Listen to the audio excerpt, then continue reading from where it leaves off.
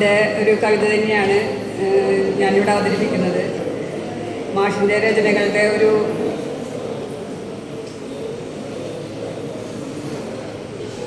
കാഴ്ചകൾ അവിടെ ഞങ്ങൾ ഉദ്ധരിക്കിയിട്ടുണ്ടായിരുന്നു. ഞങ്ങളുടെ TLF സംഘടന മാഷിൻ്റെ രചനകളിൽ നിന്ന് ഒരു പുസ്തകം എടുത്തിട്ട് അതിലേക്ക് ഒരു കവിതയാണ് ഞാനിവിടെ അവതരിപ്പിക്കുന്നത്. മാഷ്ക്ക് എല്ലാവിധ ആശംസകളും നേർന്നുകൊണ്ട് കവിതയിലേക്ക്. വനമഹോത്സവം.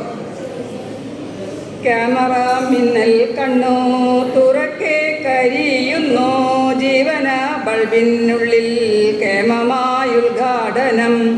നാളത്തെ പത്രങ്ങളിൽ എന്മുഖം കാണുന്നേര താളുകളുടെ കണ്ണിൽ കൗതുകം തിരിനീട്ടും.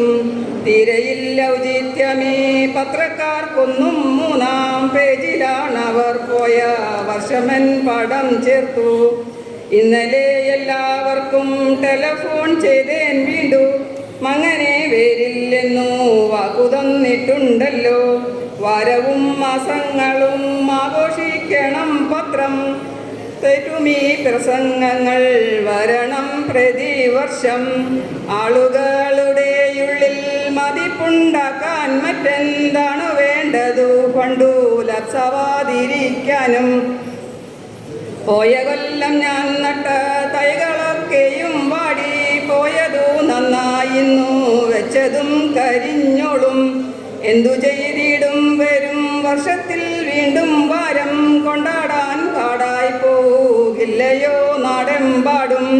വിവരം കെട്ടോരെങ്ങാൻ ആക്ഷേപിച്ചേക്കാം, പക്ഷേ ഉലയാറുണ്ടോ തേക്കും വീട്ടിയും കുളിർ കാറ്റിൽ.